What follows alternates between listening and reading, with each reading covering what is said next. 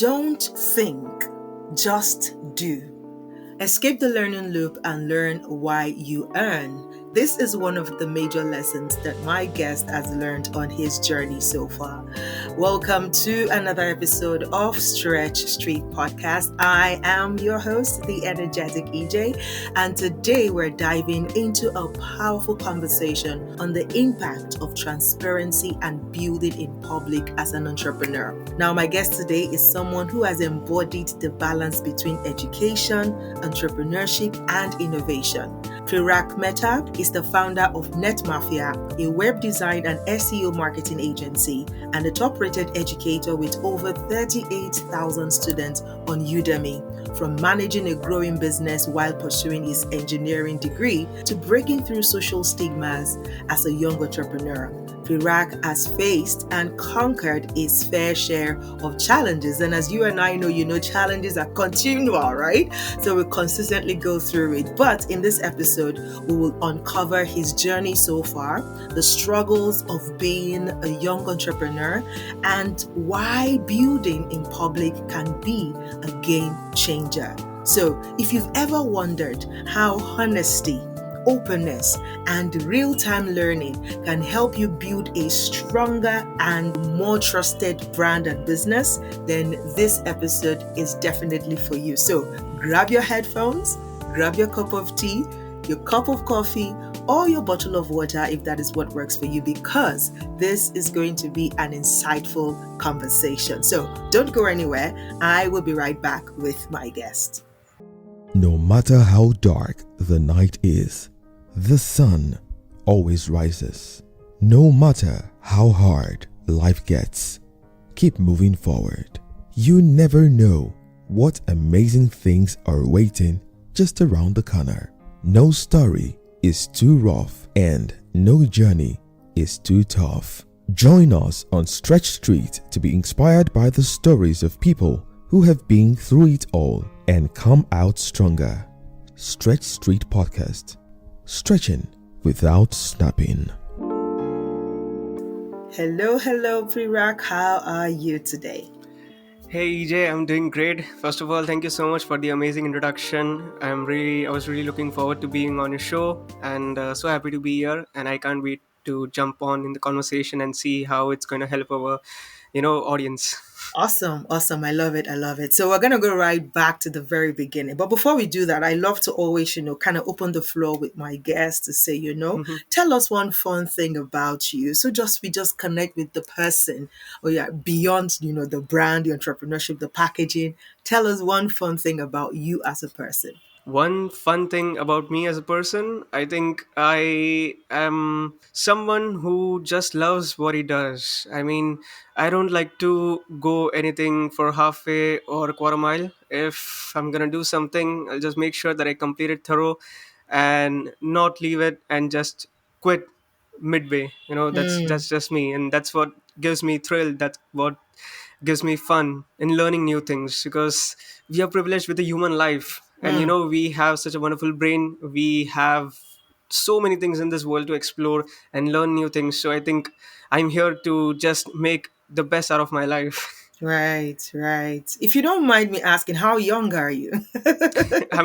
I just turned 23 last week. Not last week, actually, this week itself. Oh, wow. Last Happy Sunday I turned birthday. 23. Thank you.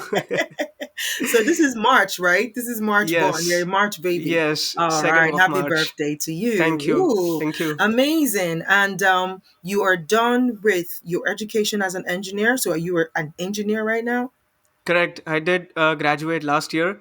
And while I was still in my college last semester, I decided that, instead of pursuing any job or master's education or, getting an MBA, I would like to just take a risk and start my own business. Wow. So while in my last semester, in last semester, generally in engineering curriculum, we have to build projects, final year projects. We are Right. bombarded with different assignments, vivas, Mm-hmm. examinations, and complete all those paperwork and all those different kinds of things. So while all those things were happening in my college, I was still figuring it out how to, do the paperwork for my company, what are the legalities, how to establish a business, how to get the first clients, and just completing all the formalities and Right. just taking the baby steps in my business. So that's what I did. Right. Amazing. So I'm curious to know, right? So you could have chosen business administration, for example. What was it that inspired you to choose engineering? Or was that mommy and daddy saying you must be the engineer in our No. family?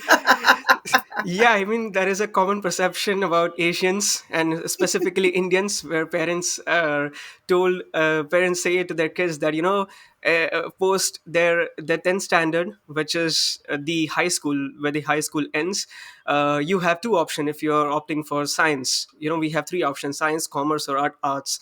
So if you're choosing science, you either apply for medical, where you can become a doctor, or, apply in the medicine, or you pursue engineering. But for me, it was personal decision. I was really excited about technology ever since I was growing up. I had witnessed, computer, the very first desktop which my dad had purchased back in 2005, and I was 3 or 4 years old.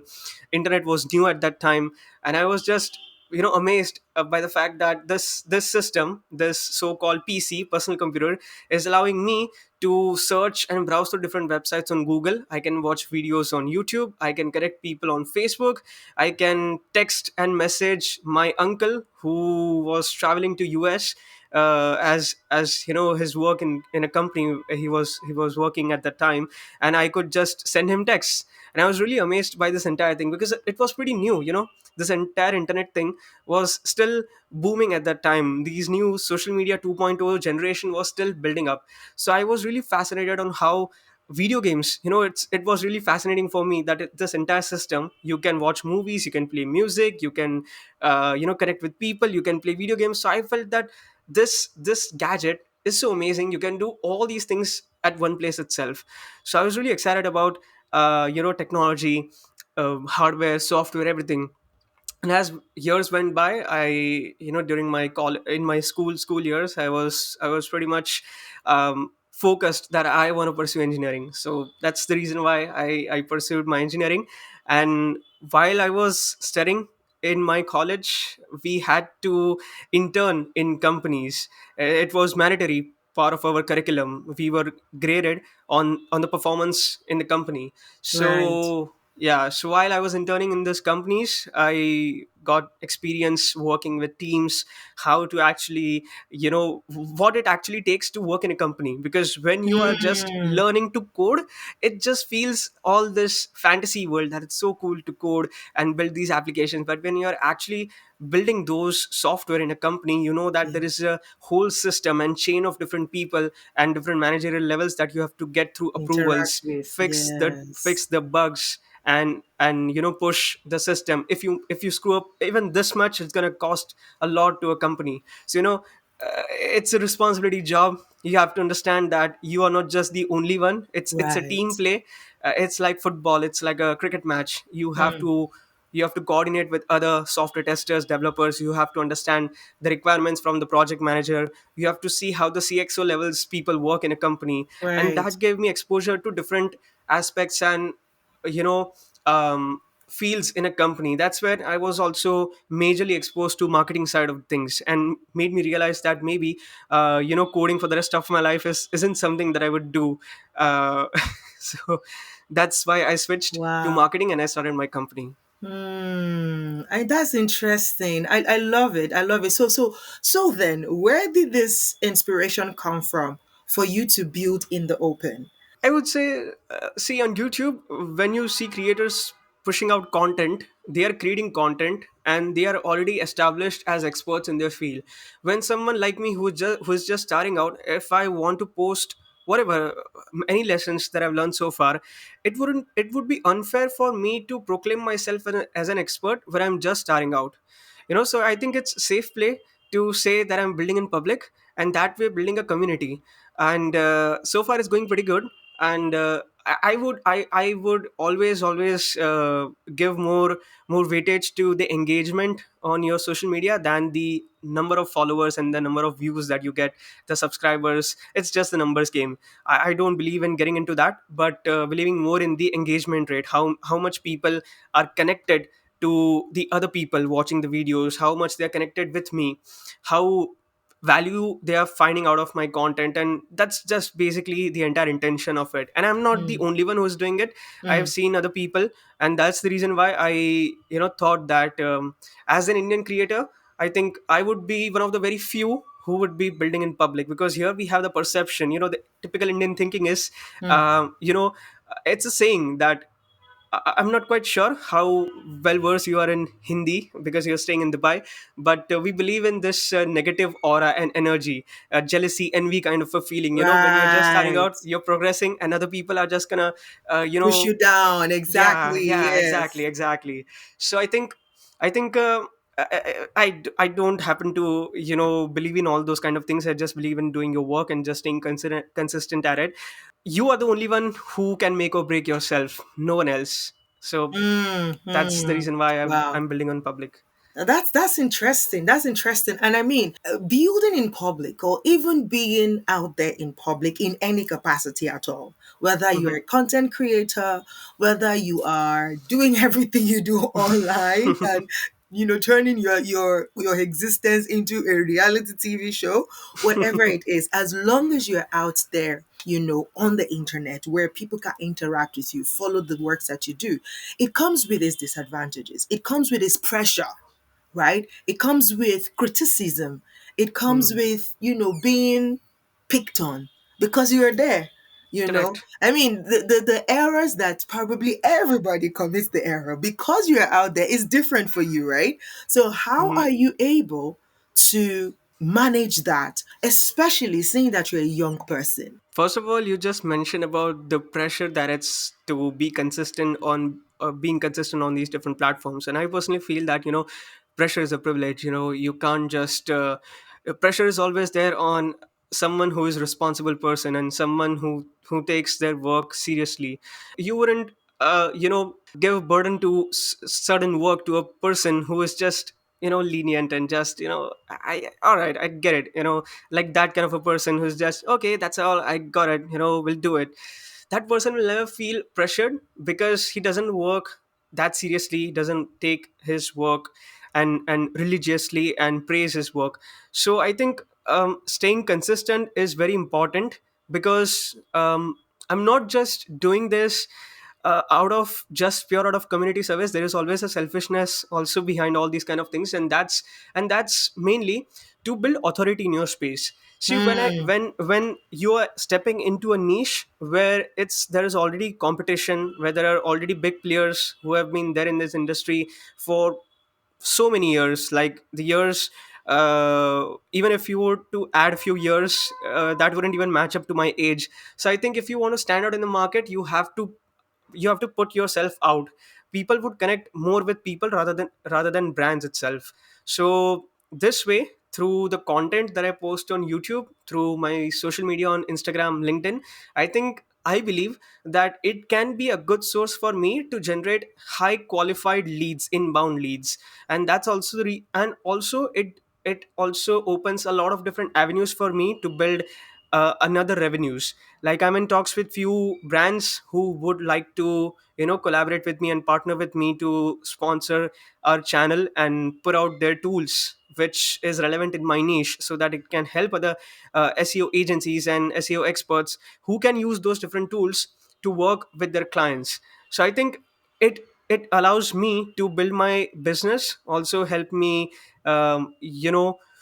get paid more and open up different revenue streams, and also at the same time connecting with my audiences and building this kind of a social following, because it's really important these days. If you're not leveraging media, is the biggest leverage. Earlier, before we had internet or social media, people used to rely on news channels, TV channels. TV was the only way, magazines was the only way. But now Right. that we have smartphones with cameras embedded in it, I think it's the best time that anyone, literally anyone who owns a business, small business, can take up to the next level, because media is the biggest Mm, leverage.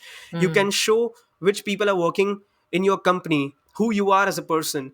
And because there are so many other businesses out there who might come across as scam, or someone who just wants to profit or pocket more profits, you know. Right. So if you want to justify your pricing, if you want to build the authority, if you want to come across as someone who is genuine and expert, I think media is the biggest leverage that you can take in today's time. I love it. I love it. You said something. I just want you to go a little bit deeper into that. You said pressure is privilege. And I'm asking you this because of younger people as well. When you say pressure is privilege, what exactly do you mean? Unpack that for them so that they can understand and know that, when the pressure is there, they shouldn't run away from it. Just unpack that. Yeah. When I say pressure is a privilege, I say that when I'm being bombarded with different things, so I'm not just working on my company and handling the client projects, I'm also managing my presence on YouTube. Like just before I jumped on this podcast, I was scripting the video that probably will go out today or tomorrow. So that that comes within ourselves to be able to ride on different horses at the same time, and being able to pushing yourself beyond your limits. And how do I put it? It's something that being responsible for your work and not taking anything for granted and sitting back and relaxing that okay, I have achieved so much that my other peers or my friends have not been able to do so, and just Mm, feeling good about it. So I think mm, that's the pressure, because when you have that workload on you, you have to follow religiously and make sure in a disciplined fashion that you're completing the work and giving out the best results to your clients, to right. your audience, and to yourself.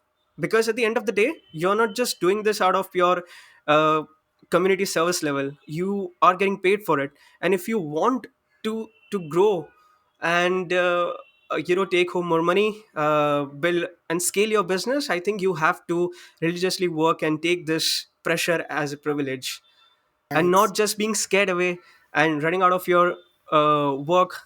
It's something that you have to do it, you I have love no it. other option. Yeah, I love it. Don't run away from the pressure. Let the pressure mold you. Let it shape you. Let it Correct, discipline yeah, you. Let it help exactly. you bring the best out of Exactly. you. Fantastic. I I love know it. this Yes. quote by Elon Musk. I think he shared Mhm. somewhere in his interview that he said that you give an employee 30 days to complete a task, he'll take 30 days. If you give him 3 days, he'll take 3 days. If you give him 3 hours, he'll complete it in 3 hours. So I think setting up a deadline, even though it's unrealistic deadline, and it's okay that not always you're gonna be performing under your On the deadlines, but deadline. Yeah. 80, the 80/20 rule, more often than not you're gonna be completing that 80%, which if you hadn't set any deadlines, if you hadn't taken this any of those work as pressure, you wouldn't Right. have even went past that 20% stage. So if you have completed the 80%, you're already way ahead than your competition. You have to put in that efforts, because if you're not, your competition is doing, he's waking up early than you, he's working late than you. So you know there's a Absolutely. population problem, there is competition problem. If you want to excel, you have to put in that hours, man. As I know, I can really imagine. Amazing. So tell me a little bit. What is your biggest? What would you say is the biggest challenge that you have had to face on this journey of combining all of these things together? Entrepreneurship. I mean, you've completed your schooling now. You're building in Mhm. public, and all of that. What would you say is your biggest challenge as a young entrepreneur? I think I've faced a lot of different challenges all while through my journey, but the biggest challenge that I think most of the people would relate to is when you're just starting out your business or any venture as such.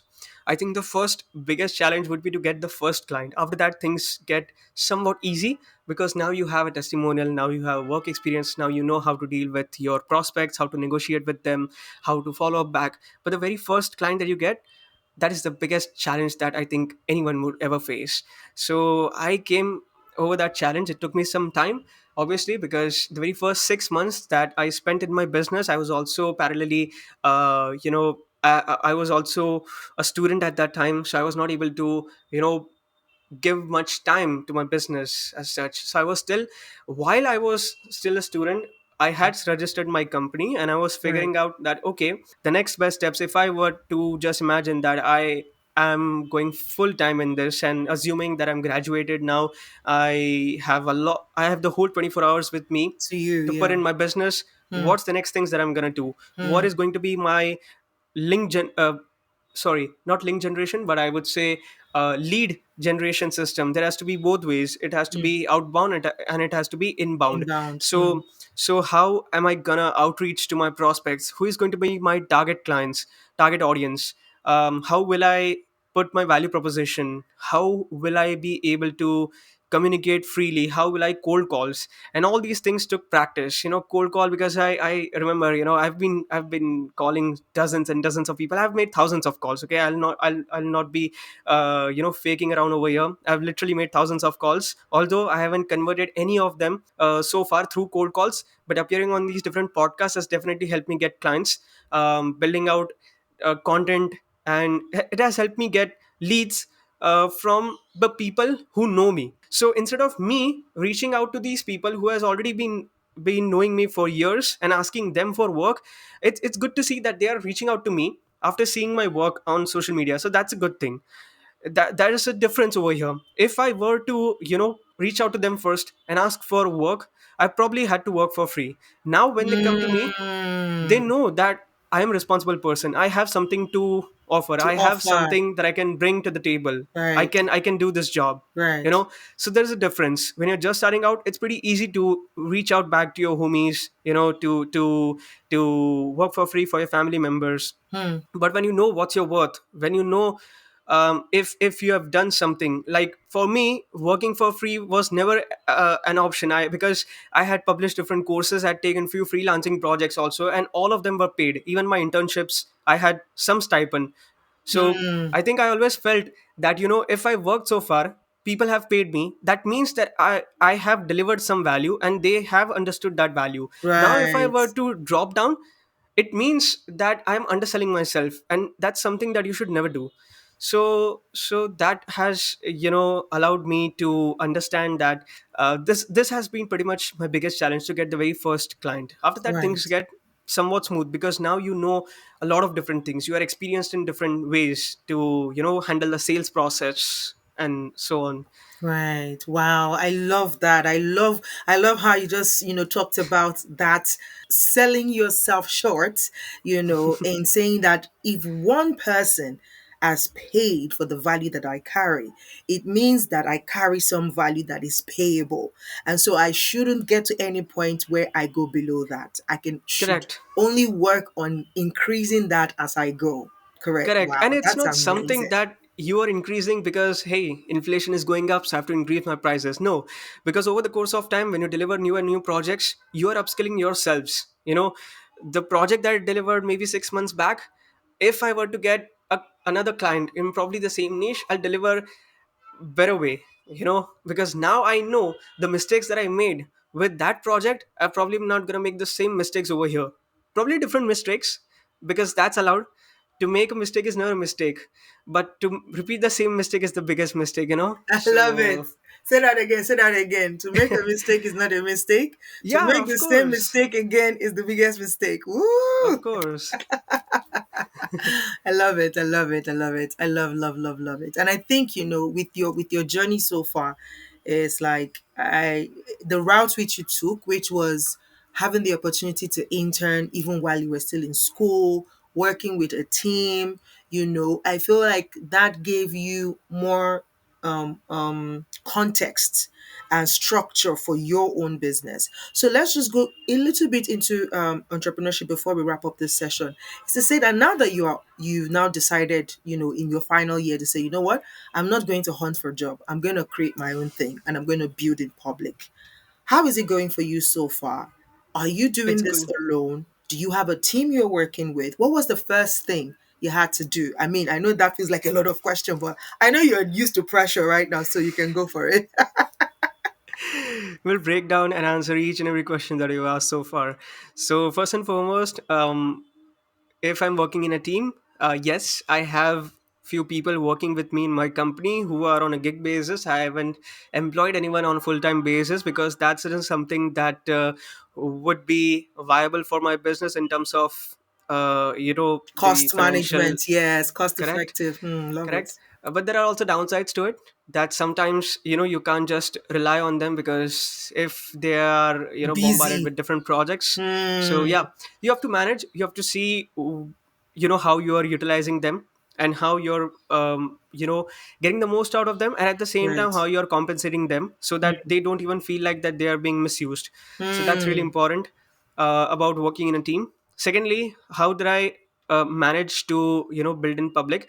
So I documented everything. I think I started back in last year, May 28th was the first day my first YouTube video went out. And Wow. So before I you're did not that, even a year old in your business. You're going to be a year almost old in May.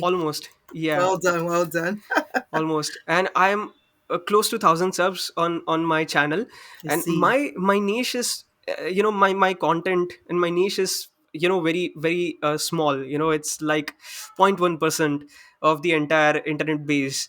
So over here, I'm not really looking to play the numbers game. To get the first 100 subs was really difficult. It took me about 4 or 5 months, and after that, the way it skyrocketed few videos and got lots of different thousands and thousands of views, specifically my cold calling.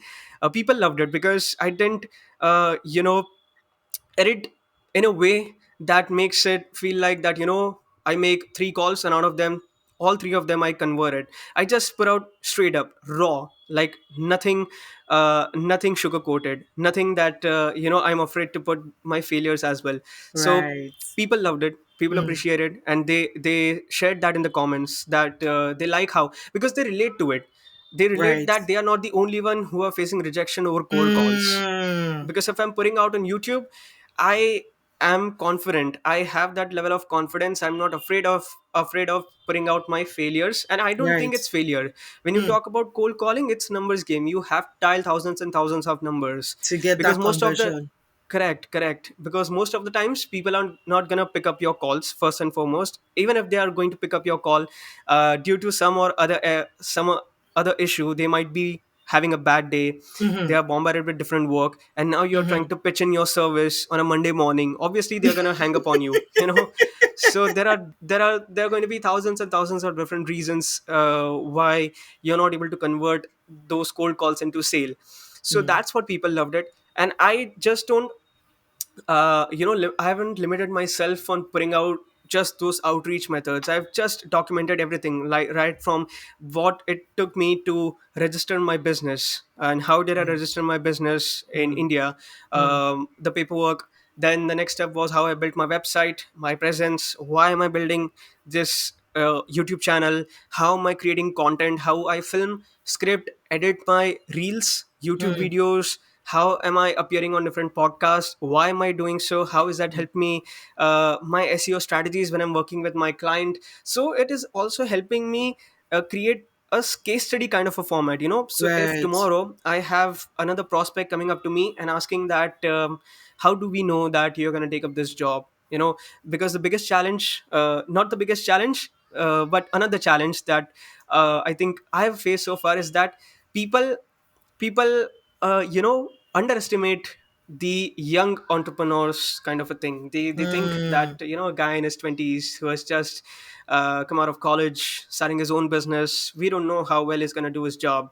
We don't know Right. what time he wakes up, how he's managing his schedule, whether he'll be able to perform the work or not. So people are skeptical, people are really judgmental about new age. And I know, I wouldn't disagree to the fact, because yeah, there are people in my age who are you know they have a bad reputation of not managing different things. So Right. I get where that concern comes from, but at the same time, I am putting out these as evidence, as proof that Right. okay, Of I've who done you this job. are, of your Yes, this is a journey. case study. This is a Mm. case study. Like if I worked on this particular client and I shared this different things, I'm not just all talk and no work. I've literally done this, and if I can share, if this is part of our scope of work, I will do it. You Mm. know. Mm, I love that. Love it. Love it. I mean, I guess your parent must be really proud of the work you're doing. Yeah, And they I'm sure are. you're proud of yourself. And I know it's just starting, but again, you are setting the tone for the journey that you're on as an entrepreneur and as a person, as a young man, saying that you know what you're training yourself to do and to have, be the person that shows up, do the work that needs to be done so you can have the result that your heart desires. If you're going to speak to one young person who is listening to this right now, what would you say to them? What would you like to leave for any young person, because I want you to speak to young people, because like you said, there's just this reputation, especially about the Gen Z, like, they're very lazy, they're too laid back, they're very disrespectful, they don't take life too seriously and all of that. So it's a reputation, but here you are proving that no, it's not everybody, that there's still some very, very focused and intentional people. So what would you say to a young person probably going through in their head, they want to set up something, but they're struggling and all of that? What would you say to them? Sure. So before I share all those things, when you mentioned that I must be really proud of myself, I am. But all that credit goes to my parents and specifically my mom, because you can't really a single person can't just pop up sole-handedly. You need to have some sort of back. You need some sort of Support support. system. Yes, and she is the reason why my entire character development happened. I've been able to progress so far in my life, so I'd love to give credit to her. God And bless you, mama. and coming to the advice part, I think I spend a lot of time with my mom and talking to her. And when I hear things that how life was back when she was of my age, I think I feel very privileged that we are born in an age and in a generation where things are so easy and so accessible to us. Everything is just right on our fingertips. So if we just have to take that step, the very first step, and that's it. Because when they share their earlier times, how they had to struggle to excel in their career, not just career but even slightest of the slight thing, like if they had to travel to a place from this location to that location, cell phones was not that common. Even if they were very pretty expensive. Now we have Uber. I have GPS with me. My parents are worried they can track me where I am.